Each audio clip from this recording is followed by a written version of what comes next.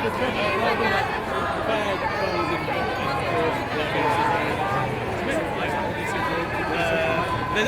don't straight up subsidise flights, but they do kind of, I don't know, to put it like incentivise. Just don't do that and invest that money in trains, and the trains are really good.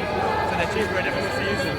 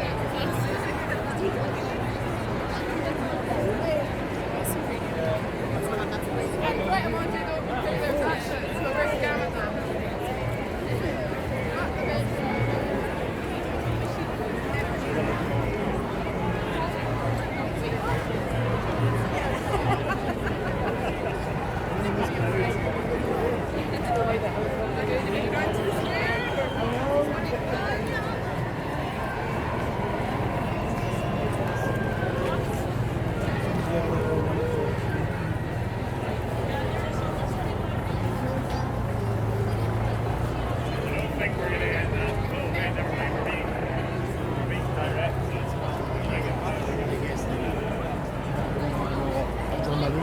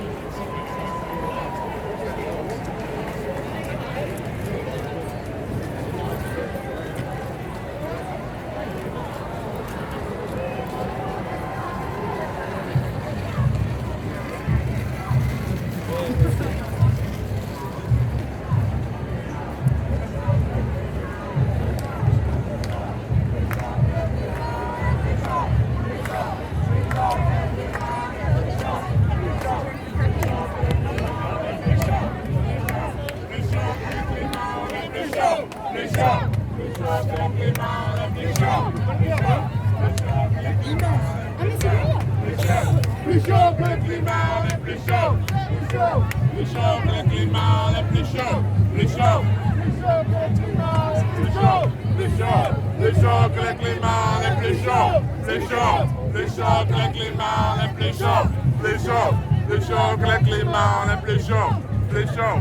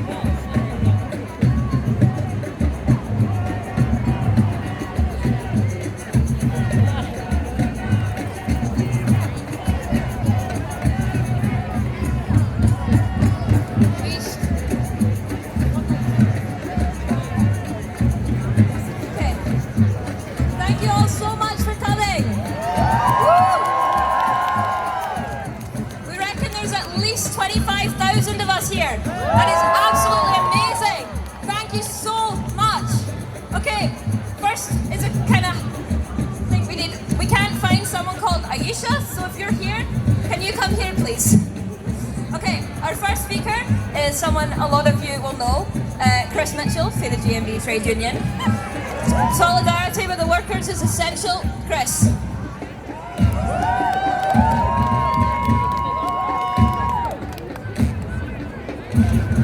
Thank you very much, first of all. Absolutely amazing to be standing here in front of everybody with a solidarity message and camaraderie message.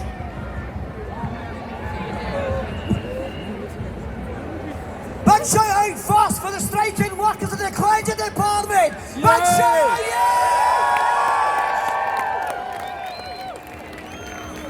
Climate justice and social justice is one, and no one will be left behind. That is a fact. Everybody here is fighting for the future. Yous are the future. People and delegates, world leaders mean nothing to us. Yous will make a difference. From now to eternity. Honestly, I'm so proud of everybody here. It's the biggest march that I have ever seen. And I'm proud of the striking workers and the GMB Trade Union that's on the picket line today, making a stand. The message is for everybody, right through the world. Stand with us, not against us! Let's go again. Stand with us, not against us! This day will go down in history. When we stand up and said, enough is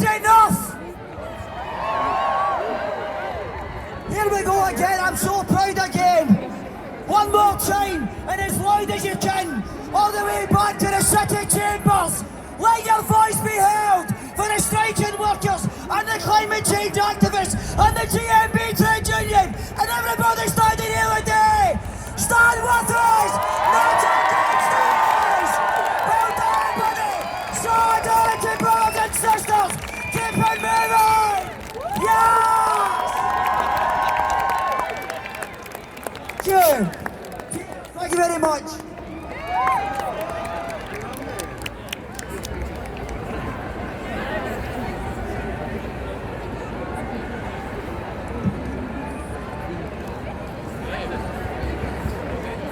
Legend, isn't he? Yes. Okay, we're having a little bit of speaker problems. We can't find anyone because there's so many of us here. Who's here? If you're a speaker, get here. Yeah. If you're here, can you please try and make some way for our speakers to get through?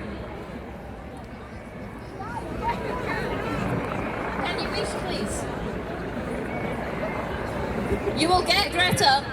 Wait, please.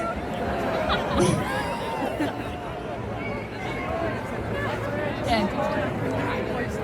Until while we're waiting, can we do some chants? And can this time respond to climate justice, please? What do we want? Climate justice! When do we want it? Now! What do we want? Climate justice! When do we want it? Now!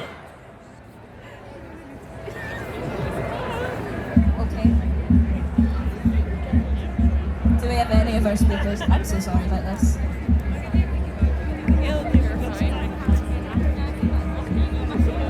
Okay, our next speaker is Sofia Gutierrez. Amazing.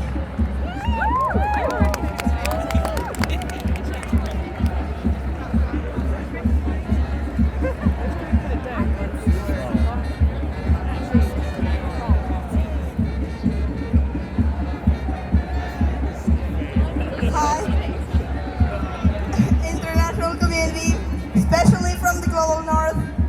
My name is Sofia Gutierrez. I'm a climate justice activist from Colombia. When people ask me why do we fight, they expect me to say for the future generations. But no, I fight for the generations of today because we can think or dream of a tomorrow. I grew up in the context of an armed conflict where life continued at the same time as the violence increased. For me and many Colombians, my bedtime stories were the stories of my grandmother telling me how she and her family had to run away from the violence in the countryside. Hearing that those who stayed were killed, growing with fear but with the sense of fighting for justice and craving for change. Because for us, fighting is a need and not a choice. But they weren't only stories. They are still being lived by people from the most vulnerable areas of Colombia, where people don't have time to fear because they need to fight back. They need to stop the destructions of their communities from exploitation and war at the same time. Fear isn't allowed to be felt when you have a gun right next to your head for you to leave your territory. So once again, the global north can get richer. During this week of Cop26, I've heard so many so-called world leaders giving financial support to countries like mine, that with bare minimum support, they expect for everything to be fine while they continue to see our countries as territory of conquest and exploitation. For the past few weeks, I've been striking for the first time in my life without needing to worry about either fighting to be heard or suffer from police brutality. Because for us, going back home was the dream.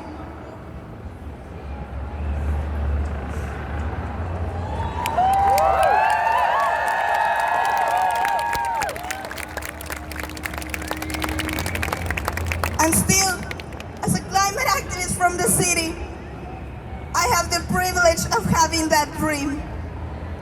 But yet, the defenders on the front lines don't have anywhere else to go.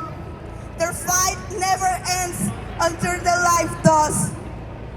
Colombia is the world's most dangerous country to be an environmental defender. Last year, 65 environmental defenders were killed. And even my president, Ivan Duque, forgot to say that to all of you. He forgot about the people he's supposed to protect.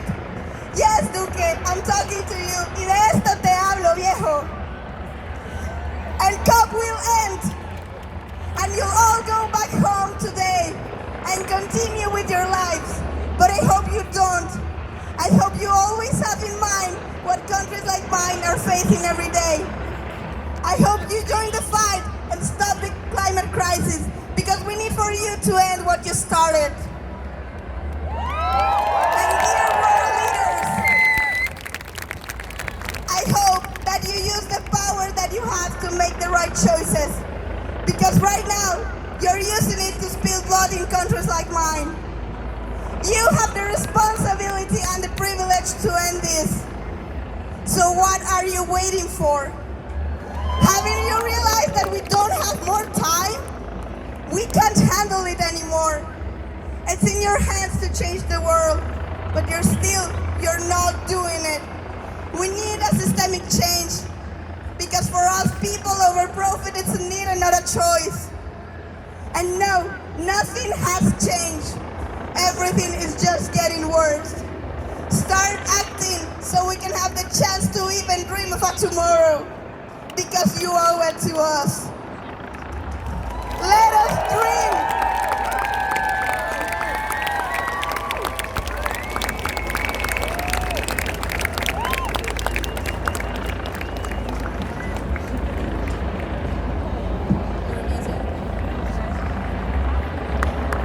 It is absolutely essential that we remember that people are experiencing this right now, all over the world. People are dying now.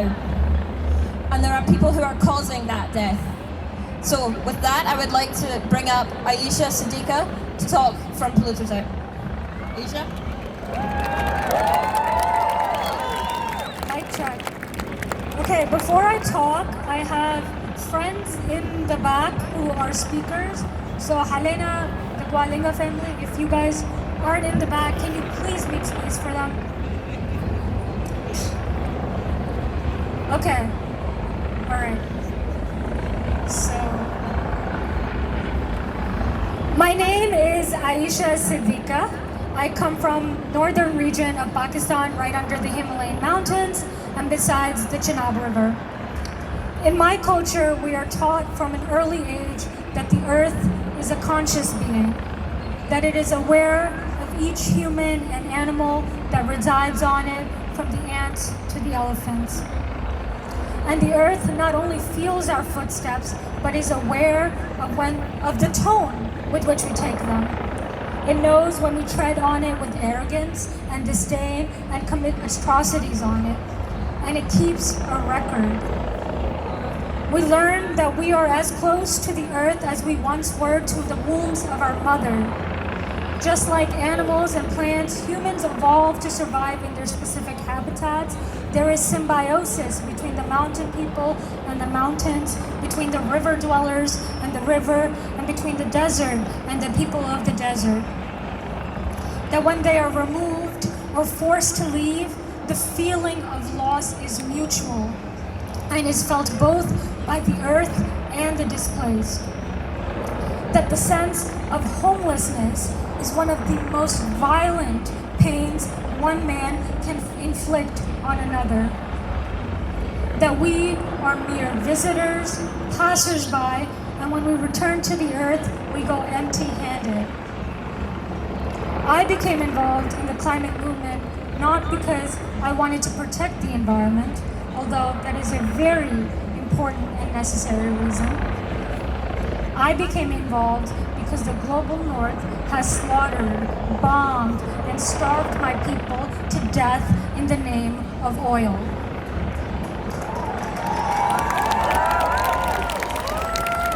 It has robbed them of family and of funerals. The Middle East, North Africa, and South Asia is home to more than half of the world's crude oil and a third of its natural gas reserves. The United States did not wage war out of old-fashioned imperial calculation or ambition. American and UK oil wars have not been about establishing direct control over oil fields or about liberation or freedom. They have been primarily driven by the desire to maintain control over vital resources, generate profit for war profiteers, and establish international hegemony while forcing most of the world into economic subservience. Sorry, English is not my first language.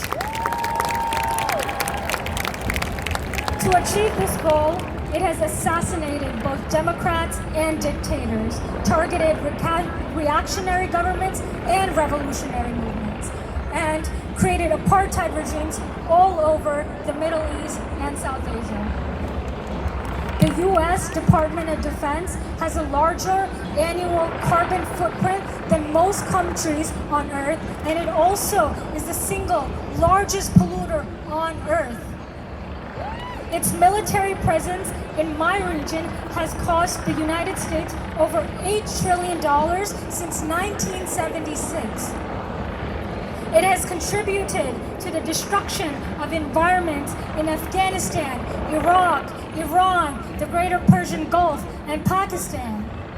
Not only have Western-induced wars led to spikes in the carbon emissions, they have led to use of depleted uranium, and they have caused poisoning of air and water, and have led to birth defects, cancer, and suffering of thousands of people.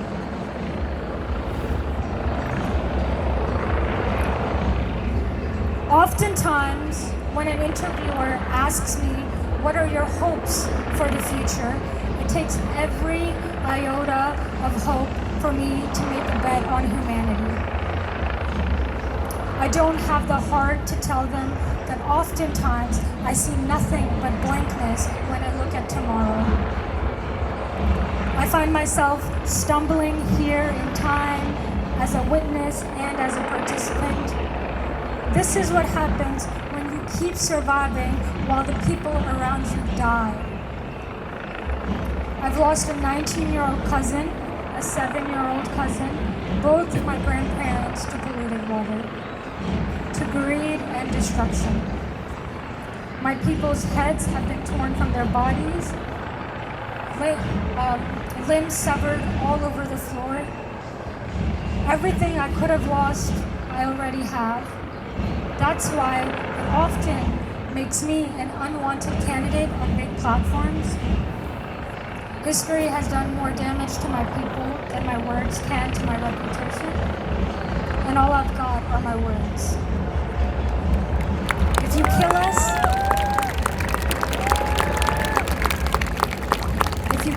that is okay. We'll come back as different brown children with the same eyes and the same hair. Death is a nothing. We are still waiting. And you cannot make us no more of the nobodies than you already have. I will leave you today with a poem I wrote at a time when I desperately needed hope. It can be hard to imagine a world that doesn't exist when everything and everyone is telling you to give up. But I am in the business of holding people's hands in my palms and asking them to bet on a tomorrow. Hope is a terrifying affair, but one we must make space for. This is the poem.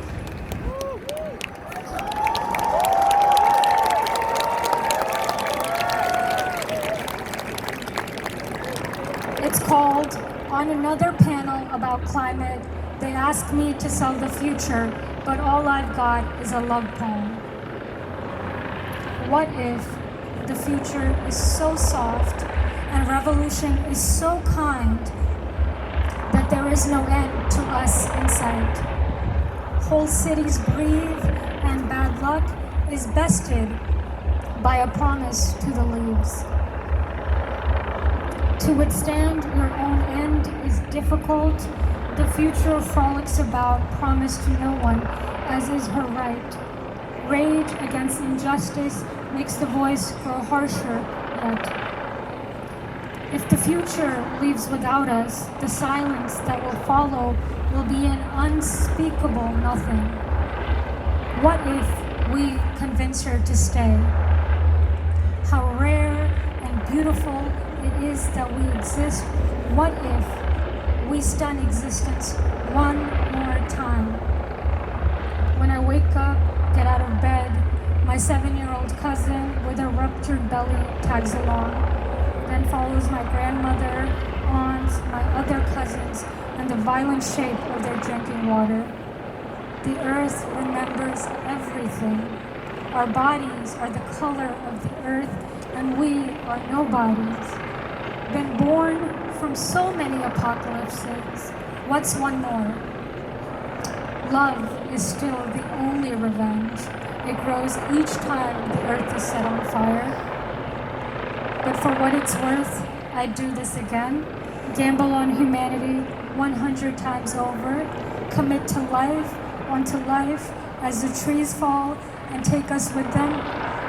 I'd follow love into extinction. Thank you, everybody.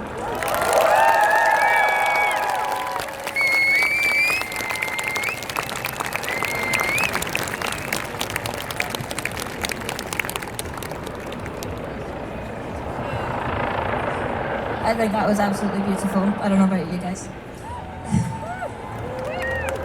Okay, first things first, if you are a speaker, can you please go to Yaz at the back? He's waving black and white high-vis. Can everyone else please make way for them to go through? It's really crucial that we get all our incredible speakers up here. Next up, we have Adrie Mafioletti from Brazil.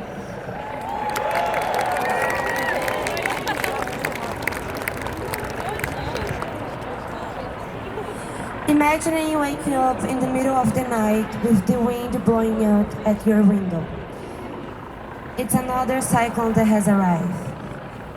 Your clothes are wet, you pick up your brothers and run. Your house is underwater. You don't know your native language because it was taken for you before you were born. Your ancestors were kidnapped and raped. They trying to whiten the population by raping and killing your people. Now your name is Italian, German, Portuguese, Spanish. They took everything from you. At 6 years old, men will already try to exploit your body. You grow up with your own lands under attack and exploitation. They want everything, you, your family, your territory, your life. Lost your home is normal in this system.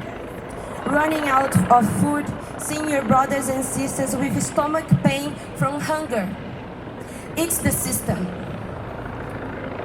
This is not just my story.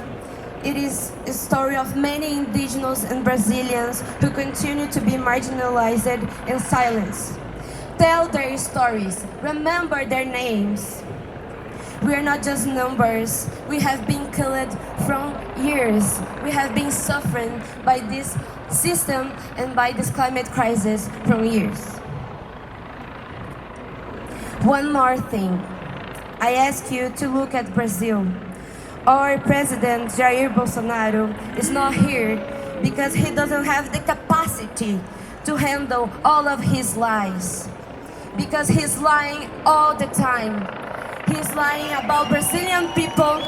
He's lying about our good preservation of our forests. Liar, liar, our forests are on fire.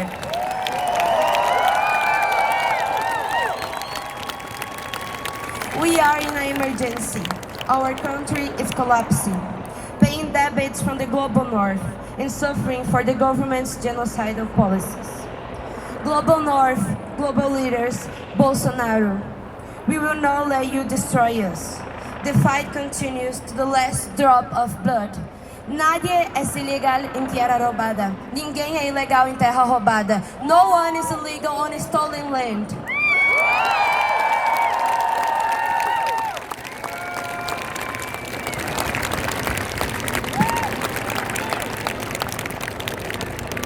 I'll just repeat the end of that one. No one is illegal on stolen land. Our land defenders are crucial to this fight. Next up is Evelyn from Uganda. Woo!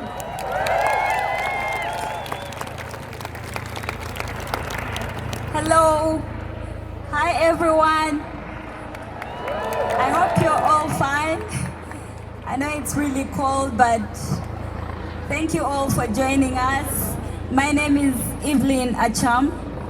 I'm a climate activist from Uganda. Uganda is located in Africa, and Africa is one of the countries that are experiencing some of the worst impacts of the climate crisis. And yet, we are not responsible for the current impacts that are already becoming so bad. We emit very little CO2. Very little CO2 emissions, but we are suffering some of the worst impacts. People are dying from floods, disasters like droughts that are drying up people's crops, people's food. Uganda heavily depends on agriculture for food and water. But again, agriculture depends on the natural systems. That means people are left hungry with nothing to eat or nothing to drink. We are here today to demand for justice from the leaders, because we are not responsible as people from Africa, and yet most times we are not being heard. Our voices are not being heard. Our voices are left behind. We are not on the front pages. Why is that so? I'm happy to be here to speak up for so many people back at home who are suffering, who have no hope for a future. Children are dropping out of school because schools have been washed away by floods. Schools have been destroyed, and we do not see the climate finance that was promised to be given to the people that have already been affected by the climate crisis. How long is this going to happen? Children do not have a hope for school. Girls are dropping out of school, and in the end, they have to be given away for marriage in exchange for bride price. Why do we have to go through this? How long shall we do this? How long shall we see this happening? We are here to tell the leaders today that for us in Africa and the Global South, the present is already catastrophic for us. We cannot wait for more 5 years or 10 years. We want justice right now. We want you to start by uprooting the systems that are already destroying our planet. Uproot the systems. Stop investing in any new fossil fuel projects. You need to stop now, because if you continue this, we will not be able to achieve the 1.5 degrees target. We want you to stop. We want you to listen to us. Uproot the systems that have already destroyed our planet and do the right thing. Put the people and the planet above the profit, because money will be useless on the dead planet. We cannot eat money. Thank you very much.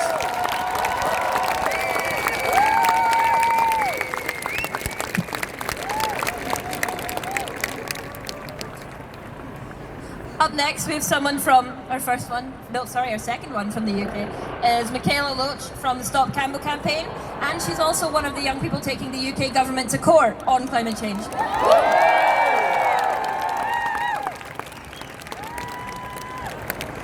Oh wow, there's a lot of people. Okay. Last week, my heart was broken by the people inside that COP building, by the world leaders who steal our sacred words and use them to defend and uphold the oppressive systems of capitalism and white supremacy, who tell us the action needed to prevent sea level rise engulfing my ancestral home in Jamaica is impossible or not practical. In this heartbreak, fear and despair, I felt weak, but I will allow myself the space for my heart to break, so that the gold of community can be poured into those cracks and make it stronger. Make it bigger, because every time my heart breaks, it is made stronger. The antidote to despair is not to run away or ignore the realities of the societal violence around us. It is not to ignore the violence of our siblings on the front lines who experience at the hands of the neocolonial fossil fuel companies. It is not to ignore the hypocrisy of the UK government, the hosts of this conference, who prop up these violent fossil fuel companies with £4 billion of our public money in subsidies. This same government who are trying to approve the Cambo oil field and 39 other oil and gas projects at a time when the IEA and the IPCC have said that we can have no new investment in oil and gas if we want a livable future. This is worse than hypocrisy. It is violence. In the face of this violence and despair, we cannot give up. We cannot be overwhelmed. We must act. These are last resort times. So do whatever you can and be audacious about how incredible the future we can create can be. We have to believe that we can achieve it. We must demand an end to capitalism. We must demand an end to white supremacy. We must demand black liberation. We must abolish prisons and the police. We must demand total liberation for all of us because that is climate justice. Our demands cannot be toned down or palatable. They should worry, disrupt, and challenge the status quo. They should be transformational because what other choice do we have? To sit by and let this happen? We must use all the tools we have. We must do all that we can because change is not passive. As Rebecca Solnit says, hope comes from action.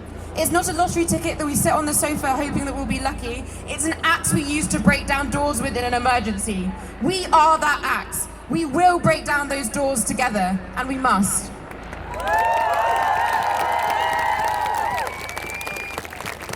This goes beyond these 2 weeks in Glasgow. We must keep up the momentum. 3 weeks from now, on the 8th of December, alongside Karen van Sweden and Jeremy Cox, I will be taking the UK government to court over the North Sea oil and gas subsidies I mentioned before. We will hold them accountable. And with the support from all of you here for the Pay to Pollute campaign, we will end public payments for big polluters. We will win because the power is with the people, the power is with all of us. Thank you.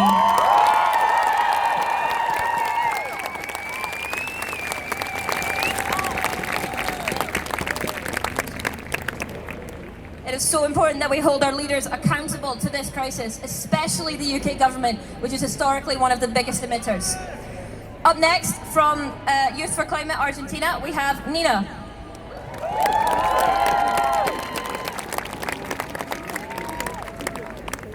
Hi everyone, I'm Nina Zognitsky from Jóvenes por el Clima Argentina, Youth for Climate.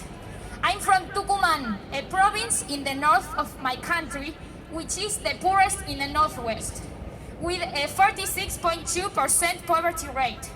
In Tucumán, 30,000 families don't have access to drinking water, and in Argentina, 3.5 million people have no access to safe and drinkable water either.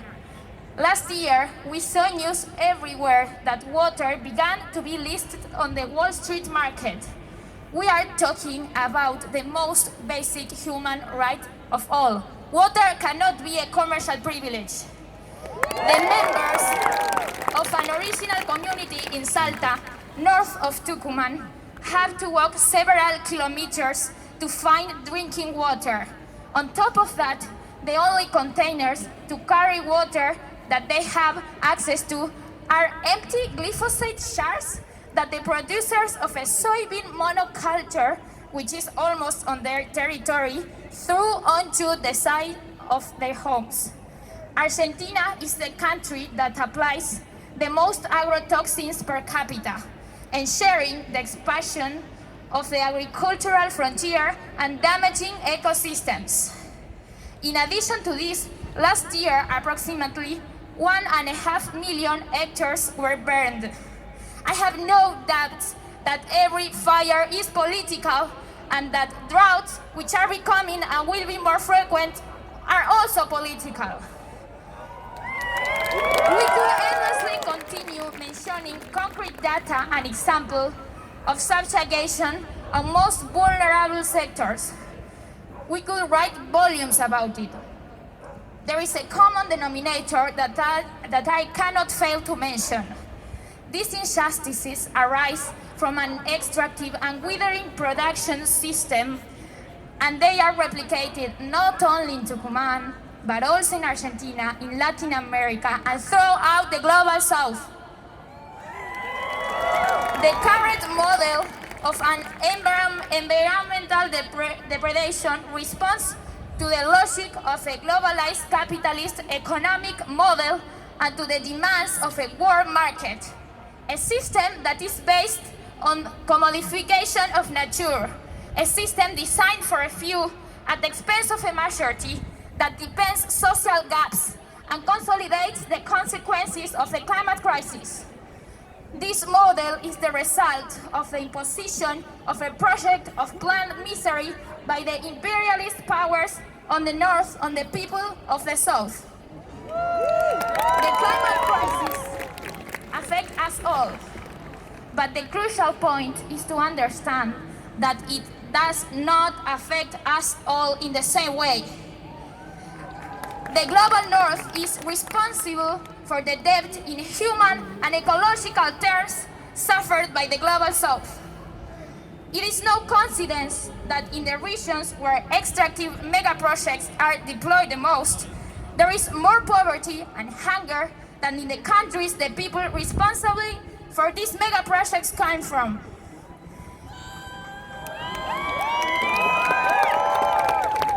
Enough is enough.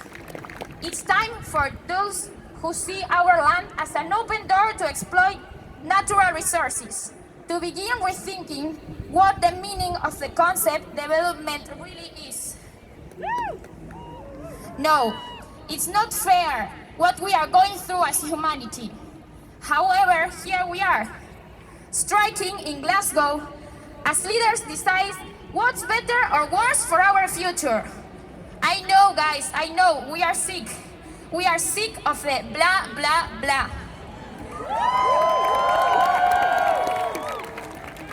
It saddens me to see the ineffectiveness, the lack of action, the ignorance, the disinterest, the denial, and the procrastination.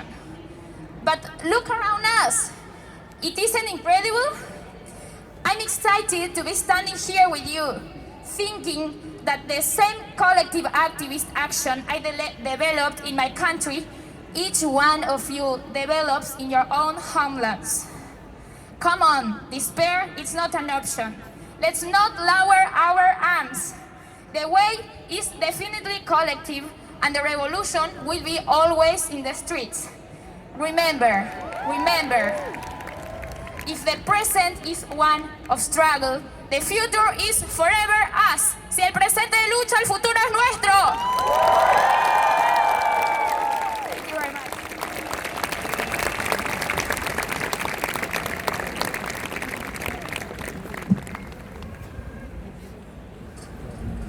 Thank you so much, Nina. Up next, from the Papua New Guinea, we have Reki Up. Woo!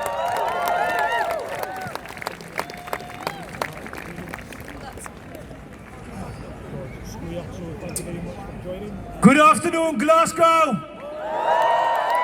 Can I see the fist up? There you go. My name is Raki Up. I'm the spokesperson of Free West Papua campaign. And I stand here in full solidarity on behalf of the indigenous peoples of West Papua. West Papua is the western half of the island of New Guinea, world's largest tropical island, described as one of the most frontline areas with the most unique land and marine biodiversity. This is my climate change story, and of that of my people. As political refugee from West Papua after the Indonesian military assassinated my father 4 months before I was born, me and my family had to flee to the Netherlands, where I grew up as Dutch citizen and joined the Dutch army because I thought that is the way to protect human rights, peace and justice. But I found out something else, that behind this militarism there's a huge political game. And that has transformed me to the freedom fighter I become today, an indigenous climate change activist. Imagine that your father was murdered just because he was making music about the pristine land, about the desire towards freedom, about upholding your culture, and that he was murdered about that. Imagine that 1/3 of all this audience was murdered the last 60 years, which is happening in West Papua, estimated by NGOs. 500,000 indigenous West Papuans.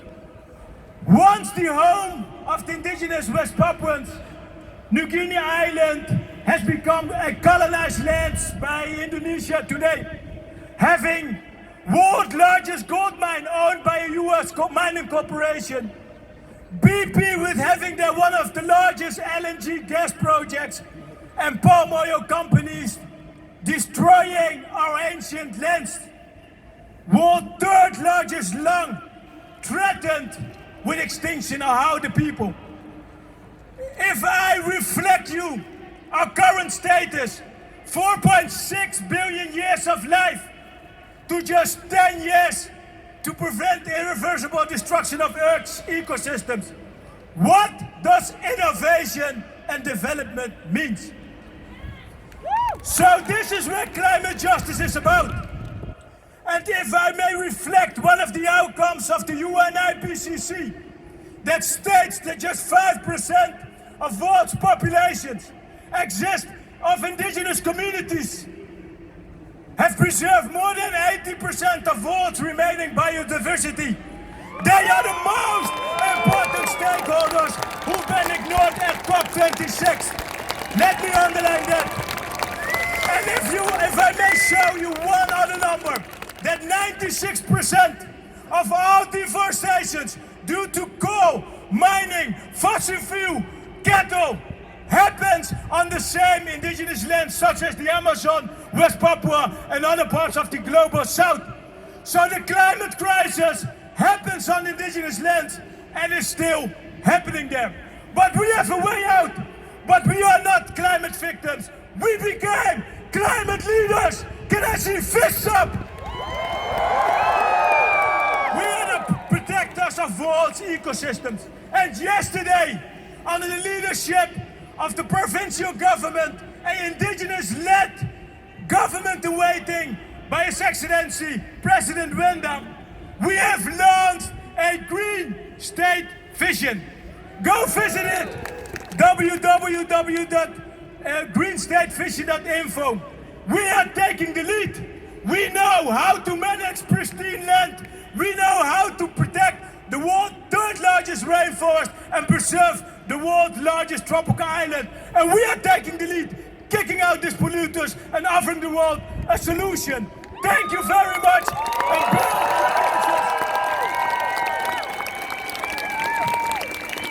Just a small invitation for upcoming Sunday. Please do join the March Against Climate Colonialism on Sunday, meeting outside Broadclays on Argyle Street at 1:30 + 1. Thank you very much and keep up the momentum!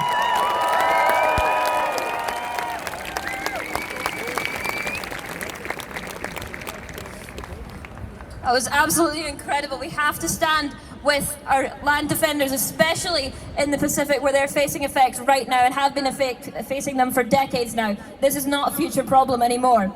Up next, I'd like to welcome two speakers from a Fridays for Future working group who work with activists in risk zones where it's dangerous and even life-threatening to be an activist. So I'd like to welcome Lena and Ali.